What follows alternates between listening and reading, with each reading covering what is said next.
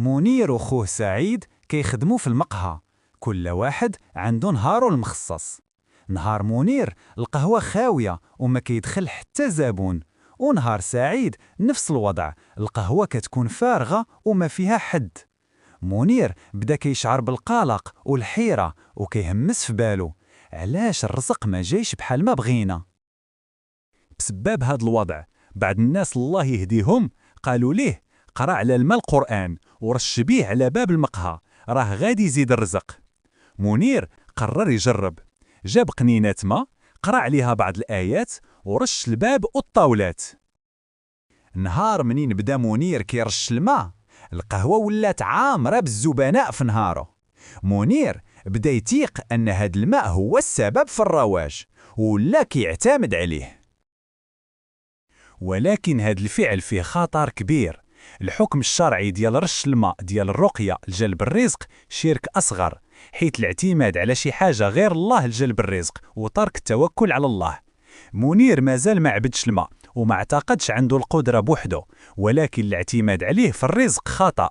وكتزاد الخطورة من الناس كيدوسوا على الماء اللي فيه القرآن، وهذا الشيء امتهان للآيات وحرام. ما عنده حتى دليل من الكتاب والسنة، لا الرسول صلى الله عليه وسلم ولا الصحابة رضي الله عنهم داروا شي حاجة بحال هكا لجلب الرزق. هذا الشيء كيبين بالواضح أن الفعل بدعة وخطر على العقيدة. قال الله تعالى: ومن يعظم شعائر الله فإنها من تقوى القلوب، سورة الحج الآية 32. وقال النبي صلى الله عليه وسلم: من أحدث في أمرنا هذا ما ليس منه فهو رد، رواه البخاري ومسلم. رغم أن منير ملتزم بالصلاة، مازال ما فهمش الخطر ديال الطريق اللي ماشي فيها، حيث هو بدا كيعتمد على الماء باش يجيه الرزق، وهذا الشيء شرك أصغر. وإلا بدا كيعطي البدعة قيمة كبيرة ويصدق فيها أكثر من الله، راه ممكن يوصل للشرك الأكبر. الدرس واضح، الرزق والبركة بيد الله وحده، ماشي في الماء ولا في الرقيات غير الشرعية. أي وسيلة خارج هاد الطريق ما عندها حتى سند شرعي وكتكون خطر على العقيدة.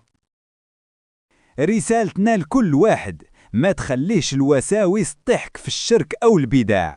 توكل على الله، الدعاء والعمل الصالح هما الطريق الحقيقي للرزق والبركة.